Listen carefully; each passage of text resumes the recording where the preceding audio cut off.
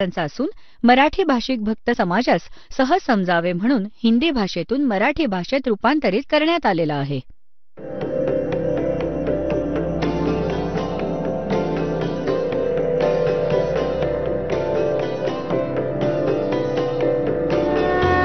और ज्ञान सब ज्ञानडी कबीर ज्ञान सो ज्ञान और जैसे गोला तोब कायम करता चले मैदान.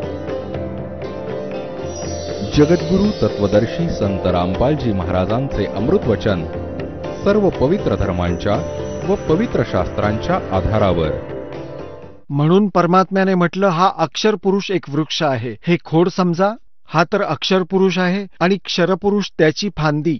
और तीनों देवा शाखा है ये पात रूप संसार. रजगुण ब्रह्माजी, सतगुण विष्णूजी, तमगुण शिवजी ह्या तर फांद्या आहेत वृक्षाच्या. आणि हा त्यांचा पिता आहे क्षरपुरुष ज्योत निरंजन. आणि हे अक्षर पुरुष खोड आहेत. आणि हे मूळ मालिक हे परमक्षर ब्रह्म परमक्षर पुरुष आहेत. हे कबीर साहेब आहेत. परमात्म्याने 600 वर्षांपूर्वी सांगितलं होतं, अक्षर पुरुष एक पेड़ है निरंजन वाकी डारे. निरंजन म्हणा, क्षरपुरुष म्हणा, काळ म्हणा. और तीनों देवा शाखा है भाई पात रूप संसारी. तर पुण्यात्म्यांनो, यात काय स्पष्ट केलं आहे की जेव्हा तत्वदर्शी संत मिळेल 15व्या अध्यायाच्या 4थ्या श्लोकात, त्याच्यानंतर परमेश्वराच्या त्या परमपदाचा शोध घेतला पाहिजे जिथे गेल्यानंतर साधक परत फिरून कधी जगात येत नाहीत. आणि गीता ज्ञानदाता म्हणतात, मी ही त्यालाच शरण आहे. आणि ज्या परमात्म्याने सगळ्या ब्रह्मांडांची रचना केली आहे, म्हणजे ज्याच्यामुळे संसाररूपी वृक्षाची प्रवृत्ती विस्तार पावली आहे, म्हणजे ज्याने सगळ्या ब्रह्मांडांची रचना केली आहे. आणि मी त्यालाच शरण आहे, फक्त त्याचीच पूजा केली पाहिजे, अन्य कोणाची नाही. कन्सेप्ट झाली क्लिअर? गीता ज्ञानदाता स्वतः व्यतिरिक्त दुसऱ्या कुठल्या तरी देवाची सर्वशक्तिमानाची साधना करण्यास सांगत आहे, ज्यामुळे अशी भक्ती मिळेल, अशी गती मिळेल की पुन्हा परतून संसारात येणार नाही. आता गीतेच्या 15व्या अध्यायातील श्लोक 16 आणि 17 मध्ये 2 पुरुष सांगितले आहेत, एक क्षरपुरुष आणि एक अक्षरपुरुष. हे पहा, आपल्या सद्ग्रंथांमध्ये अनमोल खजिना भरला आहे. आणि हे आउट ऑफ सिलेबस शिकवत राहिले आमचे धर्मगुरू. यांनी वाटोळं केलं आमच्या पूर्वजांचं, सगळ्यांना भूत बनवलं. हे तिकडे धक्के खातायत तीर्थांवरती, तिथे जा, दान करा, मोक्ष मिळेल. मोक्ष तर ह्या गीतेच्या ज्ञानामुळे होईल. आता पहा, ही श्रीमद भगवत गीता आहे. आता ह्याच्यात तुम्हाला दाखवतो अध्याय नंबर 15चा श्लोक नंबर 16 आणि 17. हे पहा, हा 15वा अध्याय श्रीमद भगवत गीता. आणि इथून हा श्लोक आहे 16. द्वौ इमौ पुरुषौ लोके क्षरः च अक्षरः एव च. क्षरः सर्वाणि भूतानि कूटस्थ अक्षरः उच्यते. याचा अर्थ इथे दिलाय यांनी, ह्या संसारात नाशवान आणि अविनाशी, अक्षर म्हणजे तसं तर अविनाशीच असतो, अक्षर अविनाशी हे 2 प्रकारचे पुरुष आहेत.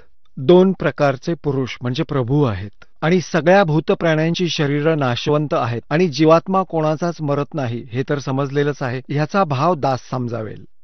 यात काय लिहिलंय की क्षरपुरुष आणि अक्षरपुरुष हे 2 प्रभू प्रसिद्ध आहेत, 2 देव, 2 स्वामी. आता क्षरपुरुषाचा सरळ अर्थ नाशवंत आहे. क्षर म्हणजे नाशवंत. अक्षर ह्याला का म्हटलं? आणि मग 15व्या अध्यायाच्या पुढच्या 17व्या श्लोकात ह्याला पण रिजेक्ट केलं आहे. अक्षर असून सुद्धा, अक्षर उच्चारण करून सुद्धा त्याला रिजेक्ट केलं, असा निष्कर्ष काढला जाईल. कारण तत्ववेद आहे, तत्वज्ञानाने समजून घेता येईल. आता काय सांगितलंय की हे 2 प्रकारचे पुरुष आहेत. क्षरपुरुष आहे तो 21 ब्रह्मांडांचा स्वामी आहे, काळ आहे, ज्योत निरंजन आहे. आणि एक अक्षरपुरुष आहे तो 7 शंख ब्रह्मांडांचा मालिक आहे. तो अक्षरपुरुष आहे, त्याचं आयुष्य खूप मोठं आहे, म्हणून त्याला अक्षर म्हणू लागले. आणि जो परमक्षर ब्रह्म आहे, जो पूर्ण परमात्मा आहे, तो अन्य आहे, ह्या दोघांपेक्षा अन्य आहे. आणि तो ओव्हरऑल कंट्रोलर आहे, सर्व ब्रह्मांडांचा रचयिता आहे, सर्वांचा मालिक आहे. ही 21 ब्रह्मांड काळाची, 7 शंख ब्रह्मांड ह्या अक्षरपुरुषाची आणि इतर अनंत ब्रह्मांडे आहेत, त्या सर्वांचा तो एकूण मालिक आहे.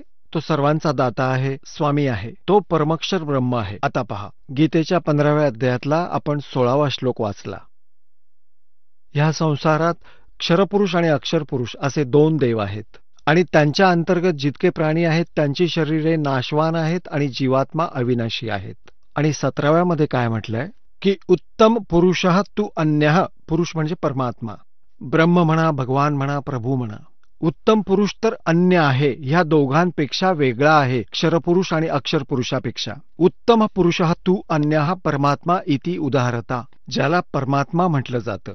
या लोकत्रयम आविष्य विभर्ती, जो तिन्ही लोकात प्रवेश करून सगळ्यांचं धारण पोषण करतो.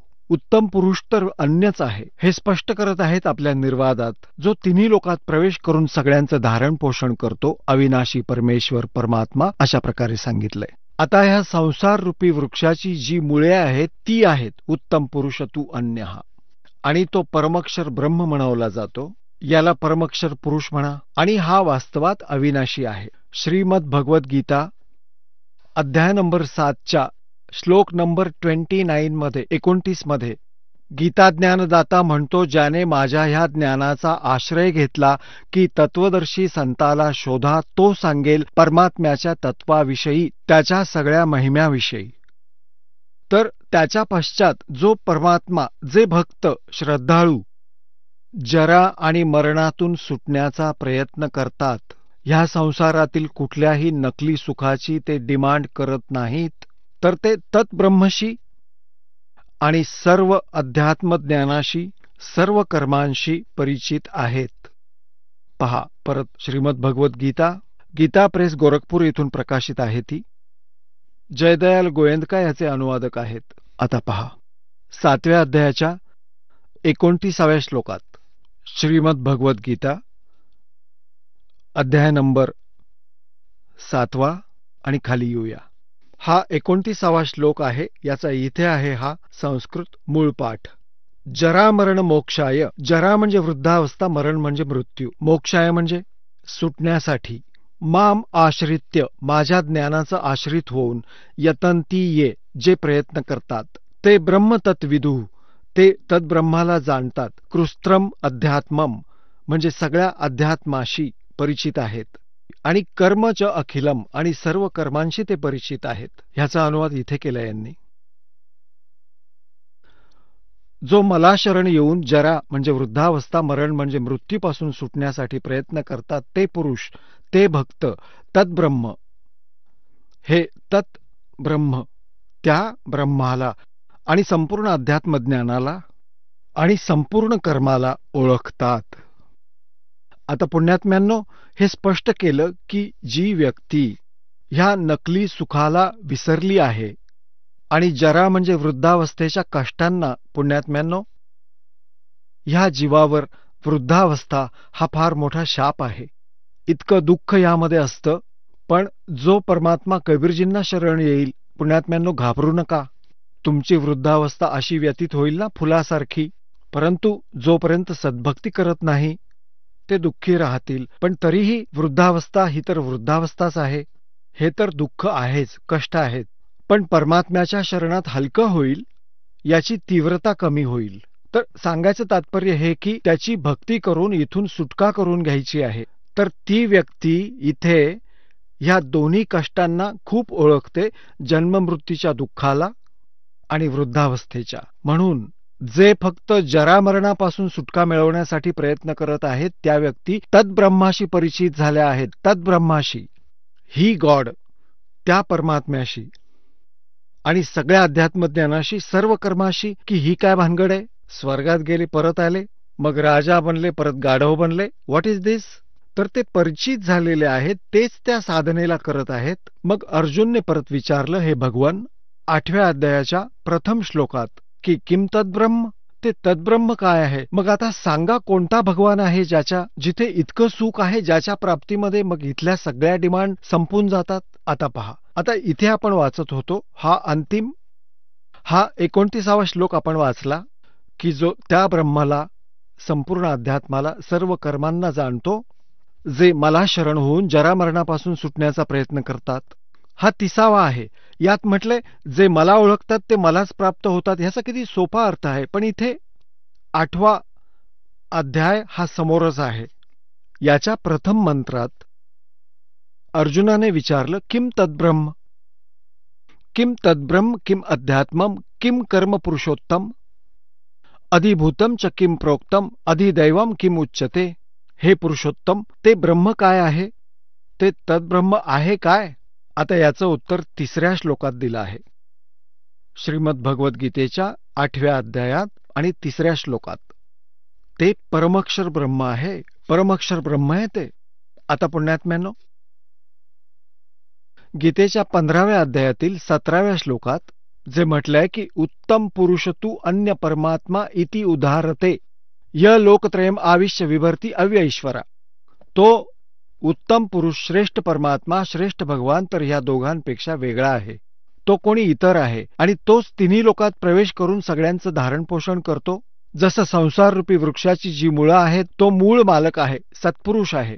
त्याच्यापासून सगळ्यांना आहार मिळतो, सगळ्यांचं धारण पोषण करणारा तोच आहे. तर 8व्या अध्यायाच्या 3ऱ्या श्लोकात स्पष्ट केलं की तो परमक्षर ब्रह्म आहे. तो गीता ज्ञानदात्याहून भिन्न आहे. आता पुण्यात्म्यांनो, आता गीता ज्ञानदात्याने स्पष्ट केलं आहे. गीतेच्या 8व्या अध्यायातील 13व्या श्लोकात की माझं तर फक्त एक ओम अक्षर आहे, कारण हा गीता ज्ञानदाता ब्रह्म आहे. हे पहा, श्रीमद भगवद्गीता अध्याय 8वा आणि श्लोक नंबर 13 मध्ये. ओम इति एकाक्षरम ब्रह्म व्याहरण माम अनुस्मरण यह प्रयाती त्यजन देहम स याती परमाम गतीम. यांनी थोडंसं चुकीचं केलं इथून. ओम ओम ह्या एक अक्षर रूपी ब्रह्मचं उच्चारण करत असताना आणि उच्चारण करत असताना मज निर्गुण ब्रह्मचं चिंतन करत असताना शरीराचा त्याग करतो तो पुरुष परमगती प्राप्त करतो. आता याचा अर्थ हा आहे, हा गीता ज्ञानदाता म्हणतो की माझं एक ओम अक्षर आहे मज ब्रह्मचं, आणि ह्याची साधना करत जो जातो त्याला परमगती प्राप्त होते. ओम नामामुळे जी परमगती होणार असते ती ब्रह्मलोकाची प्राप्ती आहे. ब्रह्मलोकात गेलेले प्राणी फिरून परत येतात. 8व्या अध्यायातील 5 पासून 10 पर्यंत 5 आणि 7 मध्ये तर ते आपली स्थिती सांगत आहेत की माझी भक्ती कर, माझा आश्रित हो, इतर देवतांची भक्ती सोडून दे, तर मला प्राप्त करशील, पण युद्ध तर करावंच लागेल. आता पुण्यात्म्यांनो, जिथे युद्ध करायचं आहे तर शांती कुठे? त्यासाठी 18व्या अध्यायाच्या 62व्या श्लोकात म्हटलं आहे की अर्जुन, तू सर्व भावाने त्या परमक्षर ब्रह्मला शरण जा, त्याच्या कृपेनेच तुला परमशांती आणि सनातन परमधामाची प्राप्ती होईल. म्हणजे तिथे गेल्यावर सगळी झंझट संपेल. युद्धही करू नकोस किंवा इतर काही करू नकोस, पण मला शरण आलास तर युद्ध तर तुला करावंच लागेल, आणि युद्ध केलं तर शांती कुठे? आता पांडवांना शांती मिळाली. 36 वर्ष राज्य केल्यावर हिमालयात जाऊन गळून मेले तपस्या करून, आणि मग नरकात घातले गेले. आणि म्हणून म्हटलंय की मी त्या बाबतीत जाणत नाही. तत्वदर्शी संताचा शोध घे आणि त्या संतानुसार तू साधना करशील तर परमशांती आणि परमसुख प्राप्त करशील. आता 5 पासून 8व्या अध्यायातील गीतेच्या आणि 10 पर्यंत श्लोक तुमच्या पुढे ठेवत आहे. पहा, दास दाखवत आहे 8व्या अध्यायाचा. आता इथे 5वा श्लोक आहे. यात म्हटलं आहे की जो पुरुष अंतकाळी माझं स्मरण करत करत शरीराचा त्याग करतो तो माझ्या स्वरूपाला, स्वरूप नाहीये हे, मद्भावम माझ्या भावात प्राप्त होतो, माझ्यावर आसक्त राहतो, यात काही संशय नाहीये. मग 6व्यात तर कॉमन गोष्ट सांगितली आहे की अंतसमयी ज्याची ज्याच्यात आस्था असते अंतकाळी त्यालाच प्राप्त होतो. आता 7वा दाखवतो आपल्याला. 7व्यामध्ये म्हटलंय की यामुळे अर्जुन तू सर्व प्रकारे सदा सर्व काळ निरंतर माझं स्मरण कर आणि युद्ध पण कर, आणि मला बुद्धी मन अर्पण केल्यावर निस्संदेह तू मलाच प्राप्त करशील. आता 8व्यामध्ये 9व्या आणि 10व्या श्लोकामध्ये त्या परमाक्षर ब्रह्मची साधना करायला सांगितली आहे. आता पहा 8वा इथं लिहिलंय, जे पहा इथे कवीम शब्द आहे. आता याची व्याख्या हा दास करू लागला तर खूप वेळ जाईल, अन्य वेळी मी सांगतच असतो. हा कबीर देवांकडे केलेला संकेत आहे, परमक्षर ब्रह्मचे नाव आहे. जो कवीम आणि पुराणम हा अनादी सगळ्यात आधीचा भगवान, सर्वांचा नियंता म्हणजे सगळ्यांचा मालक, सर्वांचा कंट्रोलर, सूक्ष्माहून सूक्ष्म सर्वांचं धारण पोषण करणारा अचिंत्य रूप, सूर्यासारखा सदैव चैतन्यमय तेजोमय आदित्यवर्णम, सूर्यासारखा साकार तेजोमय शरीर असलेला असा याचा अर्थ आहे. अविद्येच्या पलीकडचा शुद्ध सच्चिदानंद घनब्रह्म म्हणजे अतिपरे सच्चिदानंद घनब्रह्माचं स्मरण करतो.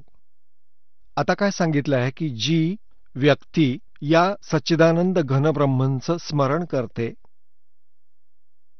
हा 8वा श्लोक आहे. 8वा हा इथून हा पहा.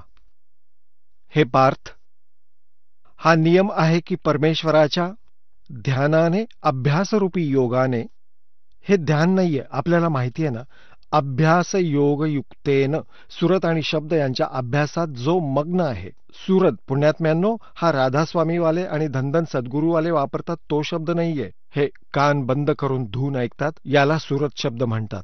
जो 2 अक्षरांचा मंत्र हा दास तुम्हाला देणार आहे त्याचं स्मरण करतेवेळी त्याचा अभ्यास करायचा आहे, कारण मन पळत राहतं, त्यावरती ध्यान केंद्रित होऊ देत नाही. तर सुरतवर त्या शब्दावर त्या 2 अक्षरी मंत्रावर अभ्यास करायचा आहे, त्यावर ध्यान केंद्रित करायचं आहे, त्याला पळू द्यायचं नाहीये. आता जर आपण तसेच जप करत राहिलो, मन केंद्रित झालं नाही, तर ते व्यर्थ आहे स्मरण आपलं.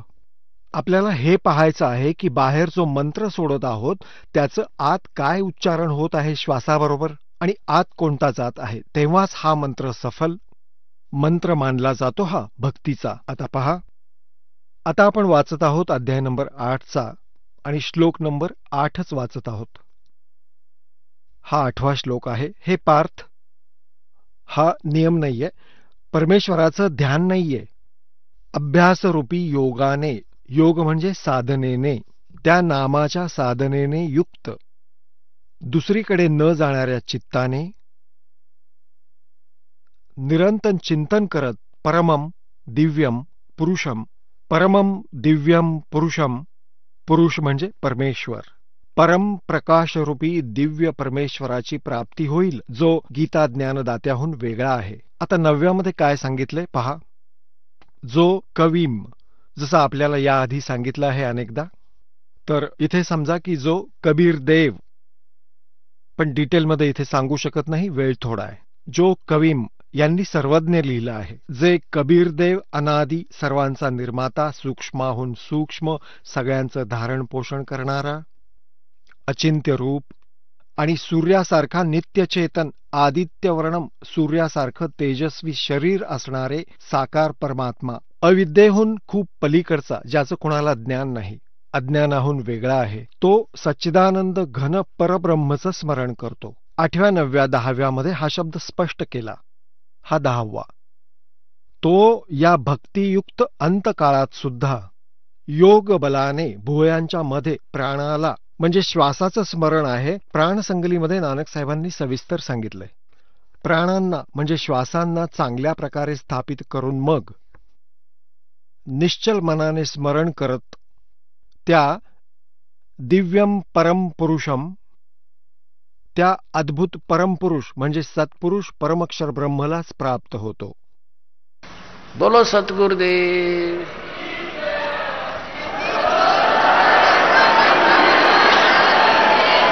आता पुण्यात्म्यांनो, हे आपले सद्ग्रंथ सांगत आहेत. याचा मंत्र कोणता आहे? याने आपला तर सांगितला ओम अक्षर, नथिंग एल्स. आता 17व्या अध्यायाच्या गीतेतील 23व्या श्लोकात म्हटलं आहे, त्या सच्चिदानंद घनब्रह्मला प्राप्त करण्याचा 3 मंत्रांचा जप करण्याचा निर्देश आहे. Nothing else. निर्देश म्हणजे नथिंग, दुसरं काहीही नाही, डायरेक्शन हे आहे. पहा 17व्या अध्यायाचा 23वा श्लोक. ही श्रीमद भगवद्गीता अध्याय नंबर 17चा आणि श्लोक नंबर 23. इथे पाहूया. ओम तत्सत इति निर्देशः ब्रह्मणः त्रिविधः स्मृतः, ब्राह्मणः तेन वेदाः च यज्ञाः च विहिताः पुरा. यात काय लिहिलंय? ब्रह्मण म्हणजे सच्चिदानंद घनब्रह्म, ब्रह्मण हा म्हणजे सच्चिदानंद घनब्रह्म, दिव्य पुरुष. ओम तत्सत असे 3 प्रकारचे सच्चिदानंद घनब्रह्मंचे नाव सांगितले आहे. आता पुण्यात्म्यांनो, हा दास आपल्याला सांगणार आहे आपल्या सिंपल भाषेमध्ये, जी सहजपणे आपल्या लक्षात येईल. आता पुण्यात्म्यांनो, जसे या मंत्राचा जो जप होतो ही तर साधना आहे. जसं आपल्याला पाणी प्राप्त करायचं आहे आणि ते पाणी पृथ्वीच्या आत आहे. आपला उद्देश, आपलं पूज्य देव जल आहे. त्यावेळी आपलं उपास्य जल आहे आणि साधना आपली उपास्य नाहीये, ती देव नाहीये, ते तर एक साधन आहे. जसं एक हँडपंप लावतो तेव्हा बुक्की मारावी लागते, पाईप खालीवर करावा लागतो, मग हँडपंप लावावा लागतो. तर असा हा 3 मंत्रांचा जप आहे. ओम तत्सत. ओम आणि तत्, सत. तत् आणि सत हे सांकेतिक आहेत. काळाने सांगितले नाही की त्याला माहिती नाही, त्याला माहितीही नाही की परमात्म्याने दया केली आपल्यावर. हे गुपित सांगितलं असतं तर सगळ्यांनी जप केले असते ना. आणि हे नकली संत स्वतःच आपल्या शिष्यांना जप देतात, हरिओम तत्सत, हरिओम तत्सत. ना शेंडा ना बुडखा. आता काय सांगतायत? ओम तर हा ब्रह्मचा आहे, क्षरपुरुष. हे 3 पुरुष आपल्या सद्ग्रंथांमध्ये आहेत. 3 भगवान, 3 प्रभू, 3 स्वामी. आणि तत् आणि सत हे सांकेतिक आहेत, हे कोडवर्ड आहेत. ओम आणि तत् हे सांकेतिक शब्द मिळून हे सतनाम बनतं, 2 अक्षरी. आता ही ओम आणि तत् ही नामे आपली पूजा नाहीये, साधना आहे. यांच्यात आपल्याला जल नाही मिळणार, मेहनत करावी लागेल. तर या श्वास उच्छ्वासातून, सतनामाचं प्राणातून, श्वासातून स्मरण होतं. नानक साहेबजी स्वतः या 2 अक्षरी मंत्राचा जप करत असत. आणि त्याचा पुरावा आहे ह्या जन्मसाखी भाई बालेवालीमध्ये, समुद्राच्या साखीमध्ये. पण परमात्म्याने या पुण्यात्म्यांना भेटले होते, ते येऊन सत्पुरुष. ह्या पुण्यात्म्यांना सांगितलं होतं, माझ्या लाख दुआ आहेत, दया करा माझ्यावर, की आत्ता याला सार्वजनिक करू नका, नाहीतर मधल्या पिढीचे पुण्यात्मा पार होऊ शकणार नाहीत. काळाचे दूत असंच नाव देत राहतील गुरुग्रंथ साहेबमध्ये वाचून, आणि ही माझी मुलं विचलित होऊन जातील, मला ओळखू शकणार नाहीत. तर नानक साहेबांनी दृढनिश्चय केला होता आणि आपल्या कुठल्याही मुलाला दिलं नाही ते 2 अक्षरी नाव. आणि असा झटका दिला होता मर्दानाला की सारा शीख समाज दूर झाला त्या मंत्रापासून. यासाठी की नकलियांच्या हाती लागलं असतं तर ज्यादातर हे कर्म बिघडवणारे जे गुरु बनले आहेत ते शीख समाजातूनच वर आले आहेत. गुरुग्रंथ साहेबांना आधार बनवून त्याचं वाचन करत राहिले. जसे ते शिवदयाळजी पंजाबातून म्हणजे गुरु सरदार पंथातूनच होते. बाबा जयमल सिंगजी त्याच गुरुग्रंथ साहेबांना मानणारे होते. त्यांना जर हे समजलं असतं की हे सगळे चांगले आत्मा होते पण काळाने फसवलेले होते, तर त्यांनी उपकार केलेत आमच्यावर. लिहिलं होतं प्राणसंगलीमध्ये तर विशेष डिटेल होते, पण याच भीतीने गुरुग्रंथ साहेबमध्ये लिहिलं गेलं नाही की येणाऱ्या शीख समाजाला या ओम तत् या 2 अक्षरी सतनामाचा जप केला जाऊ नये व मर्दानासारखे हाल होऊ नयेत. यामुळे ते लिहिलं नाही. पण हे आपल्यावर उपकार झाले की गरीबदासजींद्वारा परमेश्वराने आदरणीय गरीबदास साहेबजींद्वारा ती वाणी पुन्हा सांगावी लागली. मग त्यांना सतलोकात घेऊन गेले, ज्ञान फिट केलं. मग त्यांनी निष्कर्ष काढला आणि डिटेलमध्ये परत लिहिलं. ते या दासाच्या हाती पडलं. आणि गरीबदासजींना माहिती नाही, बकवादी नाव देतात, त्यांना मंत्रही माहीत नाही त्यांचा. फक्त माझ्या गुरुजींशिवाय गरीबदास पंथात दुसऱ्या कोणालाही या मंत्राचं ज्ञान नव्हतं, हे सत्य माना. आणि माझ्या व्यतिरिक्त कोणाला दिला नाही त्यांनी मंत्र, 3 मंत्र.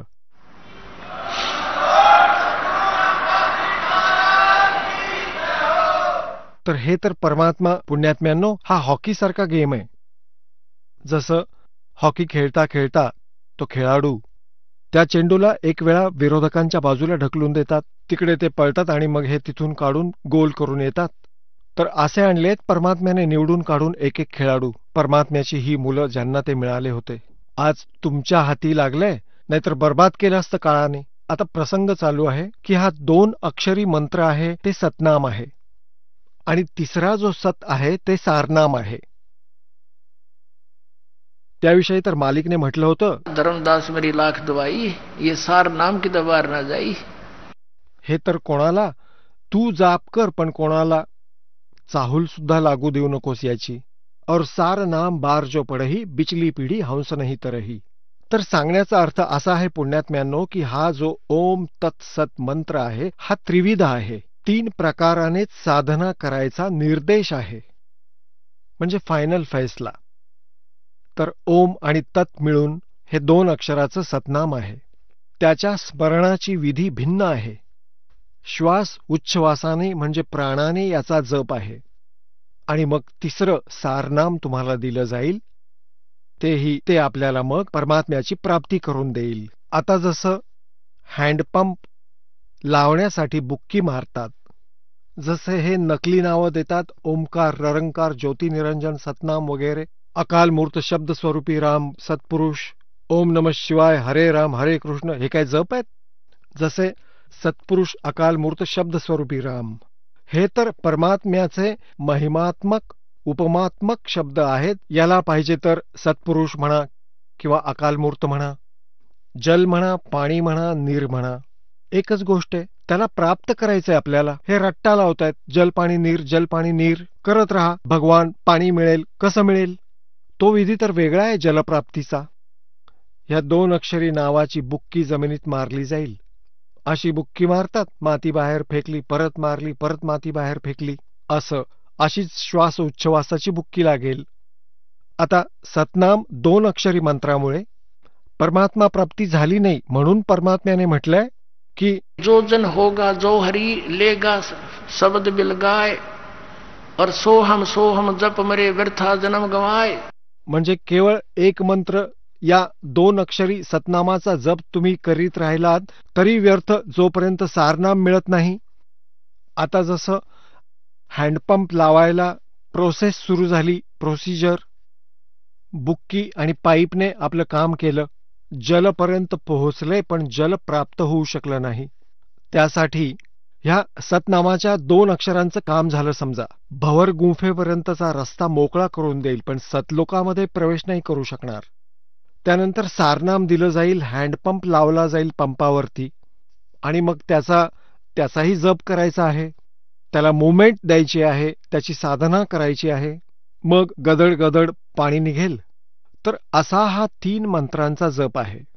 आणि यामुळे मोक्ष मिळेल, ते परमक्षर ब्रह्म, तो सतलोक, तो सुखसागर प्राप्त होईल. आता पुण्यात्म्यांनो, जसं प्रसंग चालू आहे की क्षरपुरुष, अक्षरपुरुष आणि परमक्षर पुरुष. आता अक्षरचा अर्थ होतो अविनाशी, पण 15व्या अध्यायातील 17व्या श्लोकात त्या अक्षरला रिजेक्ट केलं आहे की उत्तम पुरुष, श्रेष्ठ परमात्मा तर कोणी दुसराच आहे या दोघांपेक्षा. तर अक्षरपुरुषही अक्षरपुरुष राहिला नाही. आता जसं की कुणी आपल्या मुलाचं नाव कप्तान ठेवलं, आता तो कप्तान थोडासा होतो, बस त्याचं नाव कप्तान आहे. तर अशी यांची स्थिती सांगावी लागेल थोडी. ब्रह्मा विष्णू महेश हे तिघेही नाशवान आहेत. एका ब्रह्माचं आयुष्य केवढं आहे? जसं एक चतुर्युग असतं, सतयुग, त्रेता, द्वापार, कलियुग, हे मिळून चतुर्युगच बनतं. आणि त्याची एकूण वर्षसंख्या 43,20,000 वर्ष आहे. असे 1000 चतुर्युग, 1008 आहेत तसे.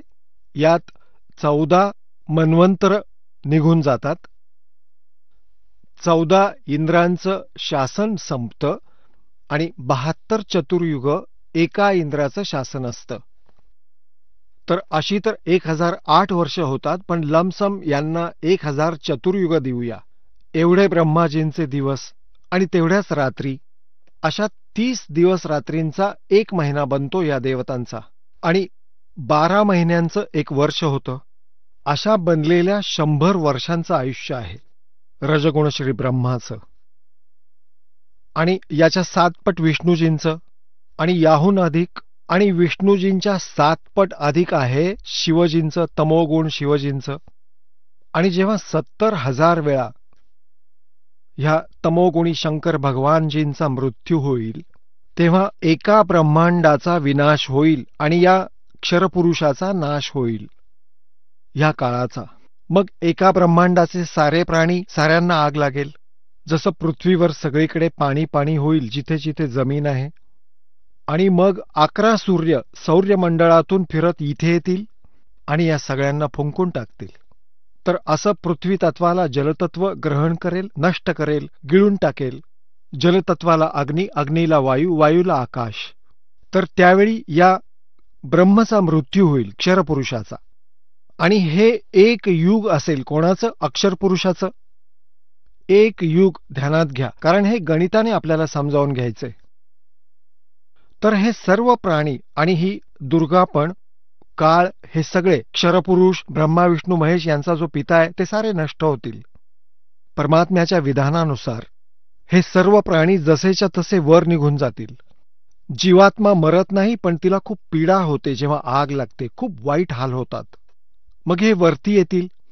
ही 5 तत्व इथंच राहतील, फिरत राहतील सूक्ष्म रूपात. हे वरती दुसऱ्या ब्रह्मांडात निघून जातील.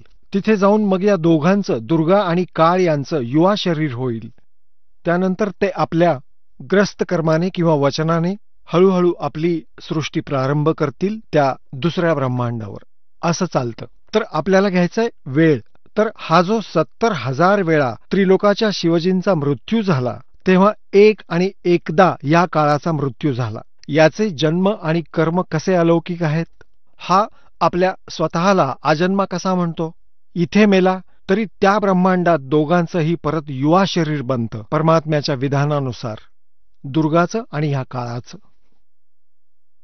पण जन्ममृत्यू आहे याचा. त्यानंतर हे एक युग झालं ह्या अक्षरपुरुषाचं. आणि अशा 1000 युगांचा एक दिवस आहे अक्षरपुरुषाचा. तेवढ्याच रात्री 30 दिवस रात्रींचा 1 महिना झाला. आणि अशा 12 महिन्यांचं त्याचं 1 वर्ष झालं. असं ह्या मोजणीप्रमाणे, ह्या रीतीने त्यांचं एक युग बनतं. 12 महिन्यांचं 1 वर्ष झालं आणि 100 वर्षांचं आयुष्य झालं अक्षरपुरुषाचं. त्याचाही नाश होईल. मग पहा किती मोठं आयुष्य आहे. 70,000 वेळा शिवजी मरतील तेव्हा एका ब्रह्मचा मृत्यू होईल. ते युग असेल या काळाचं, ह्या अक्षरपुरुषाचं एक युग असेल. अशा 1000 युगांचा 1 दिवस आणि रात्र, आणि मग 30 दिवस रात्रींचा महिना, 12 महिन्यांचं 1 वर्ष आणि 100 वर्षांचं आयुष्य अक्षरपुरुषाचं. तरीही मृत्यू होईल. त्यामुळे याला अक्षर लिहूनही नाशवान म्हटलं आहे. इतनी उम्र बुलंद मरेगा अंतरे क्यों, क्योंकि सतगुरु लगे न कान न भेटे वो संतरे. होय होय. एवढं मोठं आयुष्य लाभलं तरी शेवटी तुझा मृत्यू होईल. कारण काय, तर तुला ते तत्वदर्शी संत लाभले नाहीत. आणि मिळाले तर तू मानले नाहीस. जसं परमात्मा येऊन भेटले कुणाला, आदरणीय धरमदास साहेबजींना, आदरणीय मुलुकदास साहेबजींना, आदरणीय नानक साहेबजींना, आदरणीय दादू साहेबजींना, आदरणीय गरीबदास साहेबजींना, गाव चुडाणी, जिल्हा झंझर, हरियाणातील, आदरणीय घिसादासजी, गाव खेक, जिल्हा मेरठ, उत्तर प्रदेशमधील. यांनी हेच ढिंडोरे पिटले होते. पण मानलं नाही कुणी ते गेल्यावरती. गट जरूर तयार झाले होते, पण त्यांनी काय सांगितलं होतं आपल्या वाणीमधून. त्यांच्या निकट सुद्धा नाही कोणी समाज हे सत्य माना. आता काय झालं, आता काय सांगितलं की इतनी उम्र बुलंद मरेगा अंतरे सतगुरु लगे न कान न भेटे वो संतरे. होय. आता हा दास तुम्हाला जिथून सुरू केलं होतं तिथं घेऊन जातो. मन तू चल रे सुख के सागर जा शब्द सिंधु रत्नागर. ह्या मिठाच्या पोत्यात तू सुख शोधत आहेस ह्या काळाच्या लोकात. तो सुखसागर, मिठाचं पोतं, सतलोकात चल, तिथे मिळेल. तिथे जायची विधी सांगितली. ही पद्धत आहे. संत, पूर्ण संताचा शोध, पूर्ण संताची ओळख आणि या 3 मंत्राचा जप तुला सतलोकात घेऊन जाईल खूप सहजपणे, खूप सिंपल वेने. नाम उठत नाम बैठत नाम सोवत जागवे, नाम खाते नाम पिते नाम से ती लागवे. नामाने मोक्ष मिळेल. कलयुग केवल नाम धारा सुमर सुमर नर उतरो पारा. कलयुग में जीवन थोड़ा है कर ले वेग सवार. आणि हा हठयोग 2.5 तास सकाळी 2.5 तास संध्याकाळी, हा काय तरी काय मूर्ख बनवून ठेवलंय. म्हणतायत ही योग साधना उपयोगी नाही, फक्त नाम आधार, नाम यांचे नकली सगळे. यांची ही कुठची वीट कुठचा रोडा, ह्या राधास्वामीवाल्यांनी एक कुणबा जोडला आणि एक खोटे मंत्र, कुणाचं डोकं कुणाचं पाय घेतला. भगवान निराकार आहे म्हणतात, 5 नावं आहेत, काळाची दुनियेला मूर्ख बनवून ठेवलं.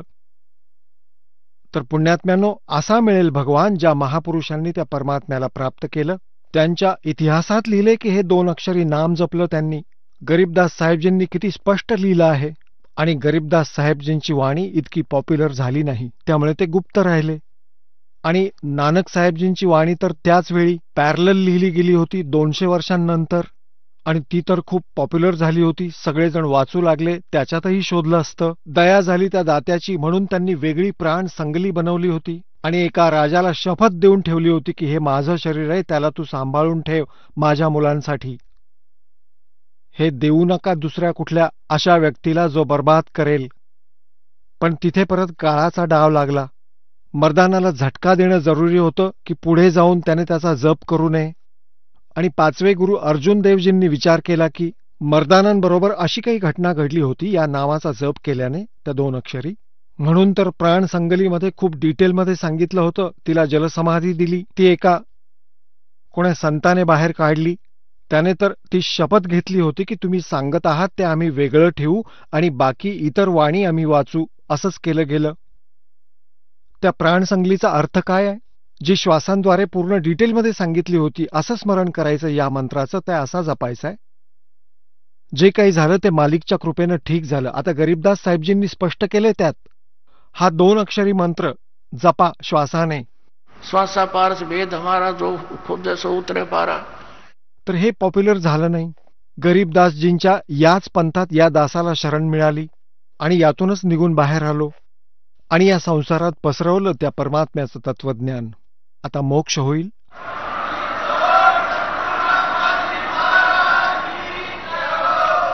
आता काय सांगतायत की मन तू चल रे सुख के सागर, जहां शब्द सिंधू रत्नागर.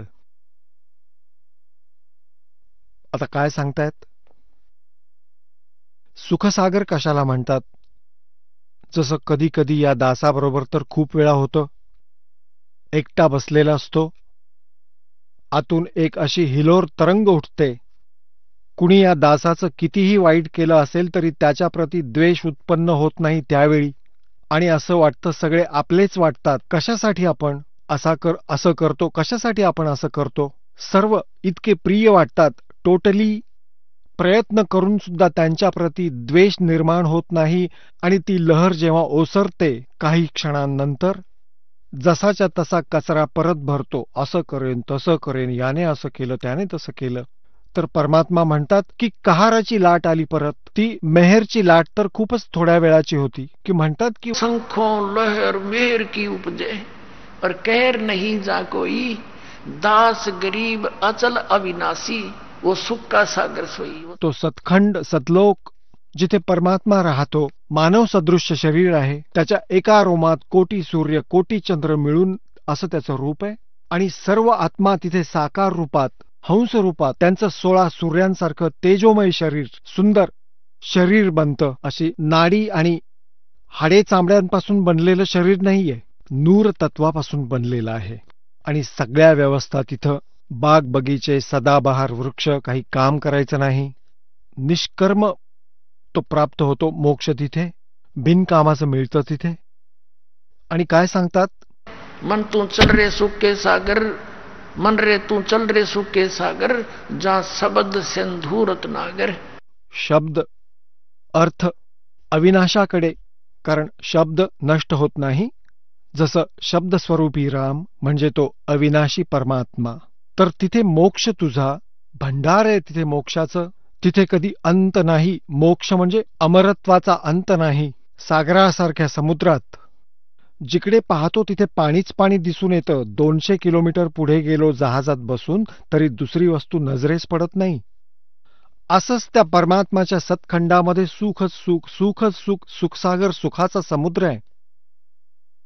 मग काय सांगतात की जर तू इथे काही शोधत आहेस सुख, इथे तर मिठाचं पोतं आहे.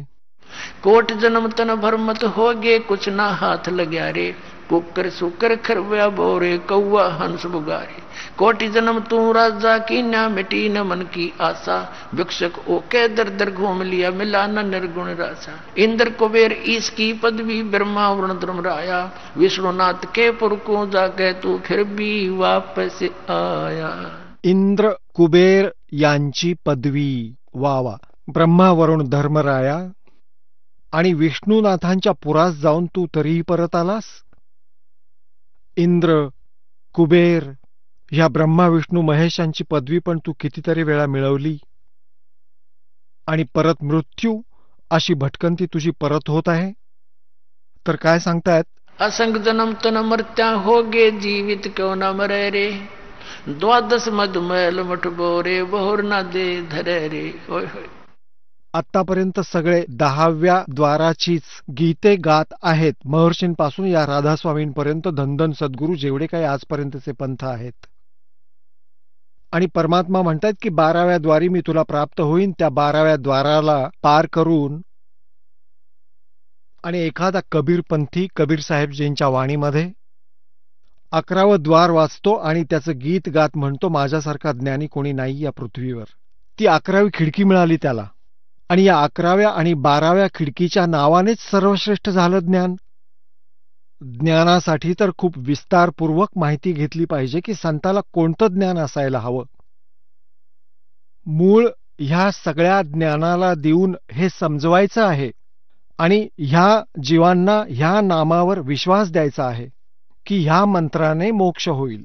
बाकी सत्संग तर असा समजा जसं शेताला नांगरावं लागतं, त्याला पेरणीसाठी योग्य बनवायला लागतं, आणि शेत नांगरलं, सत्संग चांगला ऐकवला आणि बी पेरायचं होतं गव्हाचं, तिथं पेरली भांग, तर व्हॉट इज द यूज?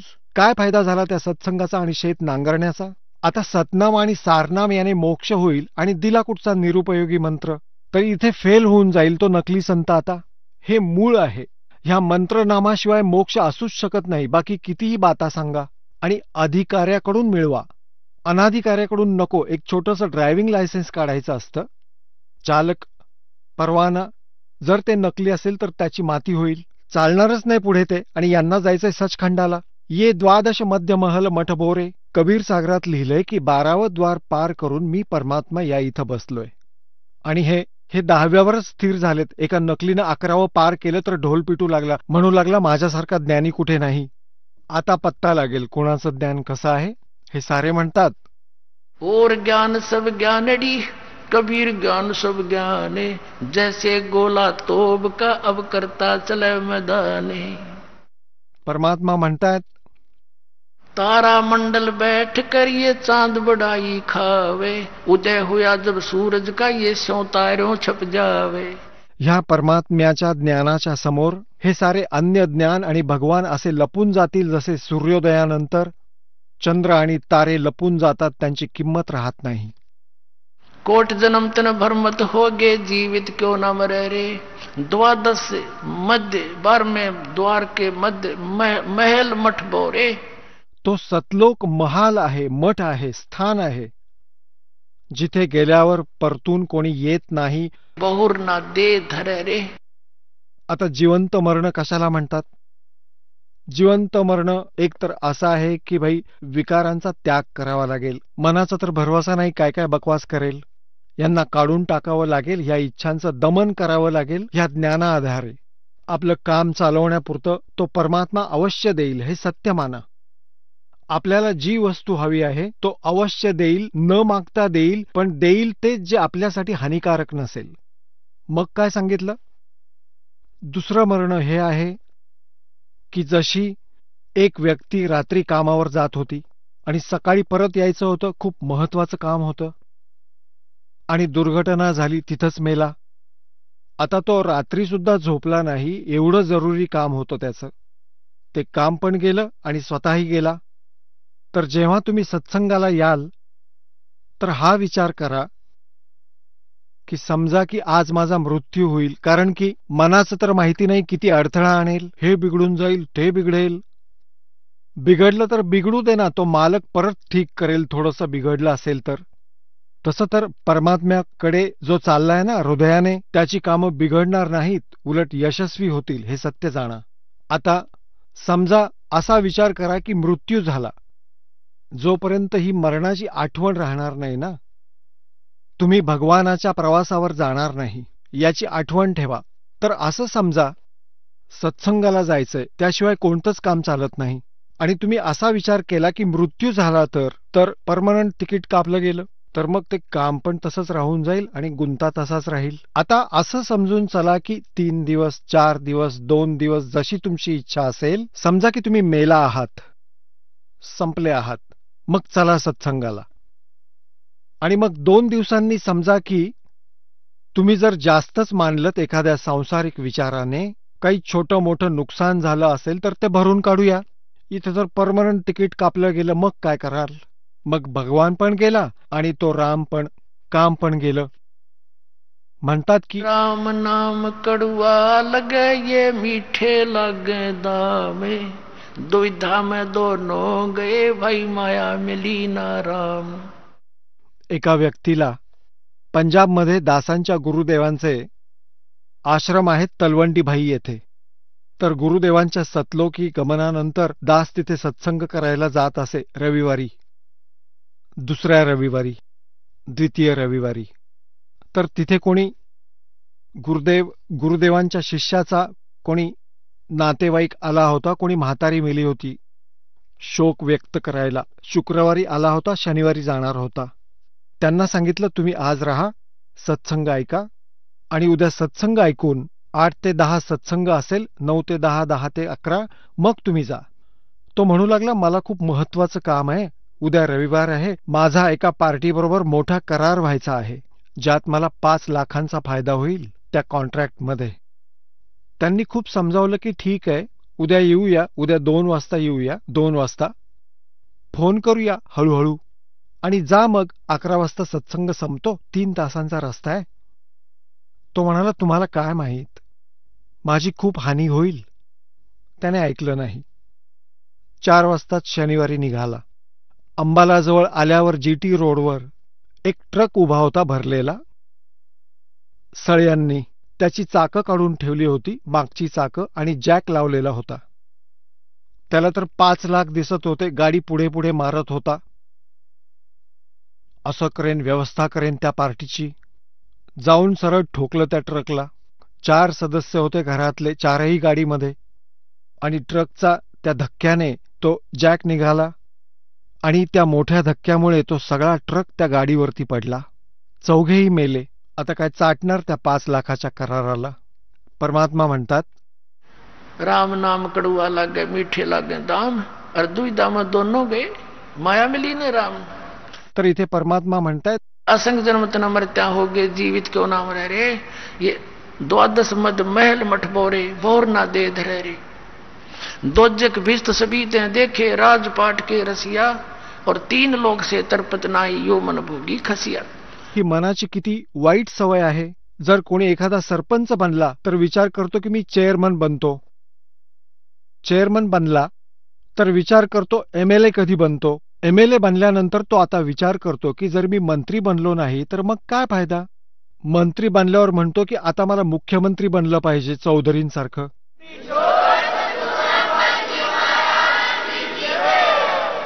चला आता आपण त्या श्रद्धाळूंचे अनुभव जाणून घेऊयात, ज्यांनी जगद्गुरू तत्वदर्शी संत रामपालजी महाराजांकडून दीक्षा प्राप्त केलेली आहे, तसेच त्यांच्याद्वारा सांगितलेल्या भक्ती मार्गावर चालत आहेत.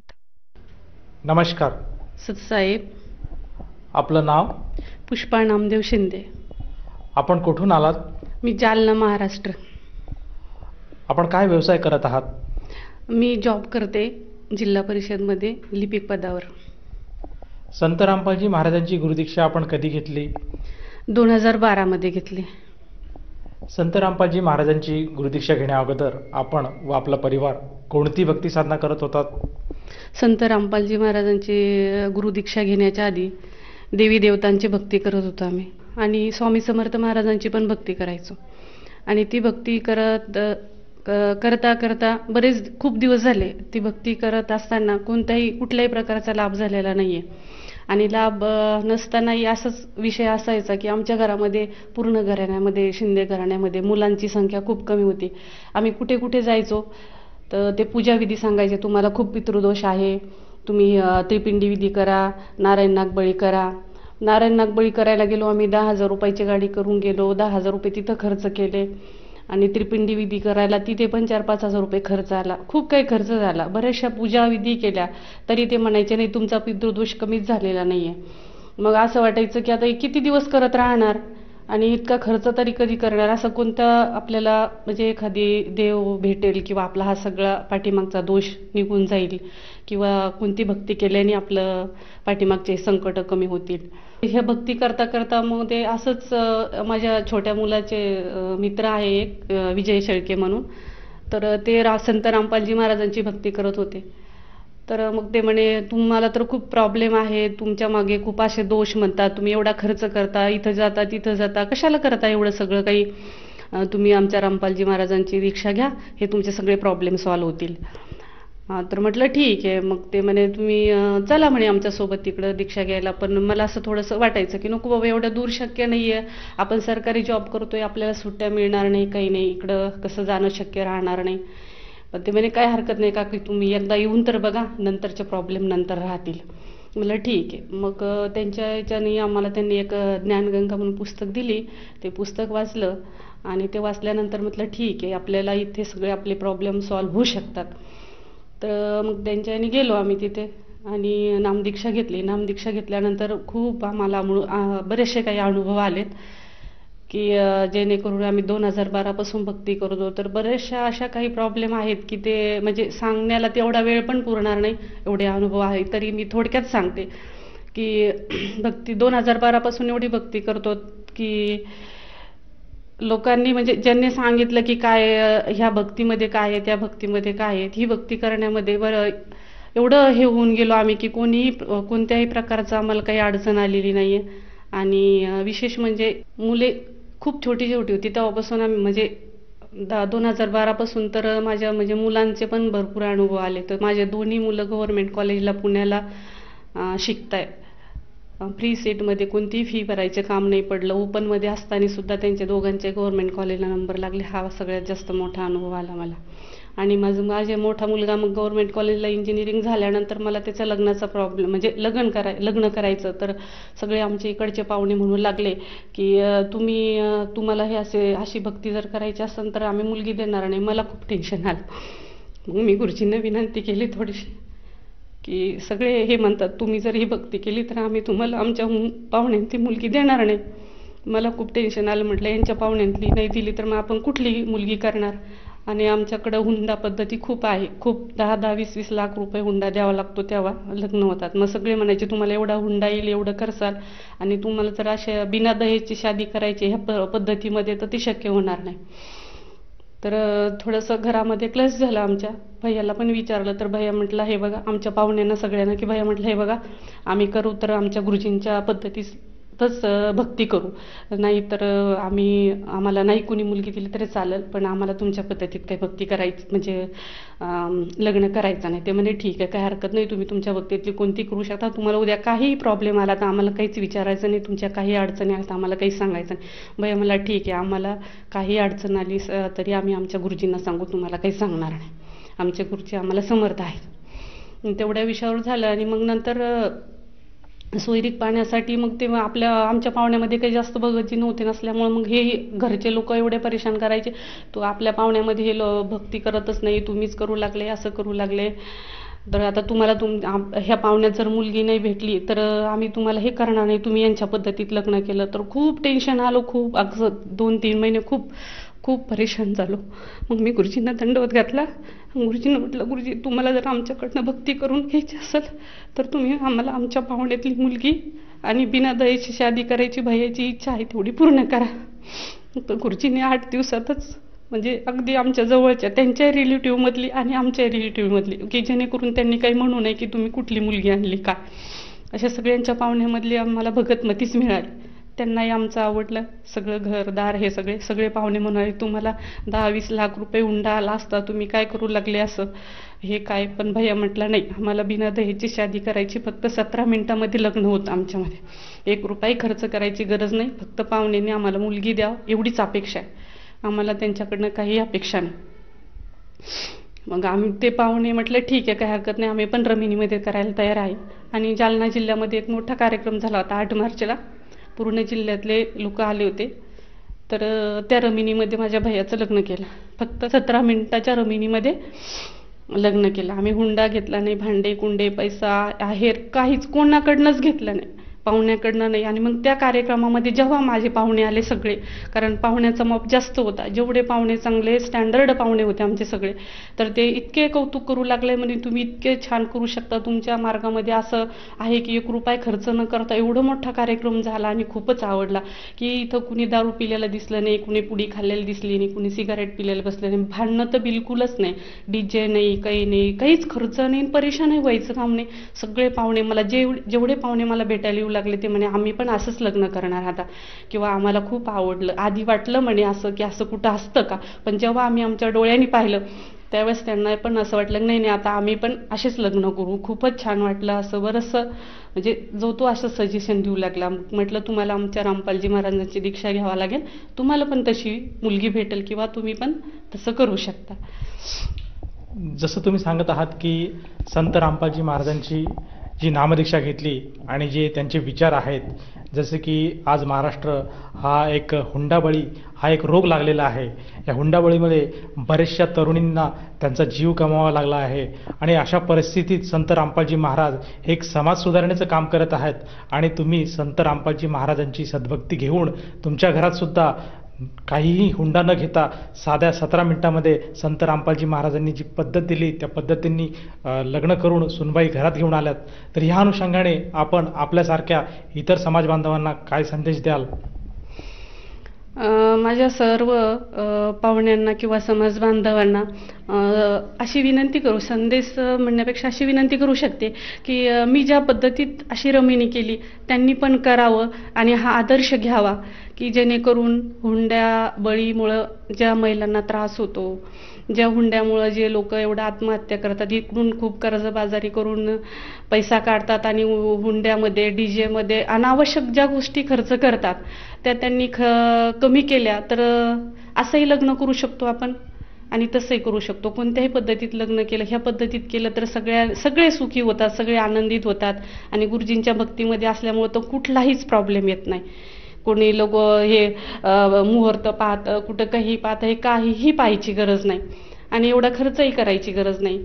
साध्या पद्धतीत लग्न करावं अशीच माझी सर्वांना कळकळीची विनंती आहे. मॅडम, जसं की तुम्ही सांगत आहात की संत रामपालजी महाराजांची नामदीक्षा घेऊन प्रत्येक कुटुंब सुखी होऊ शकतं, तर ह्या अनुषंगाने जर कोणा भगत आत्माला किंवा साधकाला संत रामपालजी महाराजांची नामदीक्षा घ्यावयाची असेल तर ती व्यक्ती नामदीक्षा कशी घेऊ शकेल?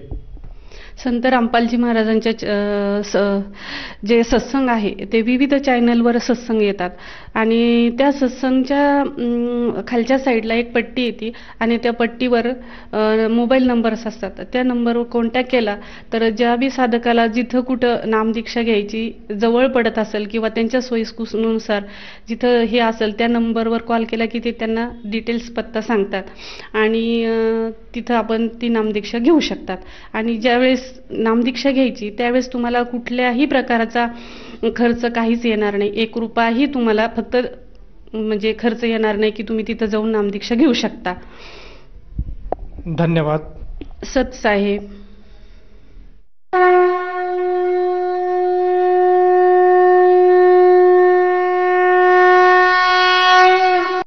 आपण ऐकत होता जगद्गुरु तत्वदर्शी संत रामपालजी महाराजांचे मंगल प्रवचन. निःशुल्क नामदीक्षा प्राप्त करण्यासाठी आणि अधिक माहितीसाठी संपर्क करा 7030303951 7030303952. आमची वेबसाईट आहे www.jagadgururampalji.org. सर्व पवित्र धर्मांच्या व पवित्र शास्त्रांवर आधारित प्रमाणित अनमोल पुस्तक ज्ञानगंगा किंवा जगण्याचा मार्ग यापैकी कोणतेही एक पुस्तक निःशुल्क मागवण्यासाठी आम्हाला आपले पूर्ण नाव, पूर्ण पत्ता, पिनकोड सहित आणि फोन नंबर लिहून 7030303951 7030303952 नंबरवर SMS करू शकता किंवा आम्हाला 7030303950 नंबरवर व्हॉट्सअप देखील करू शकता.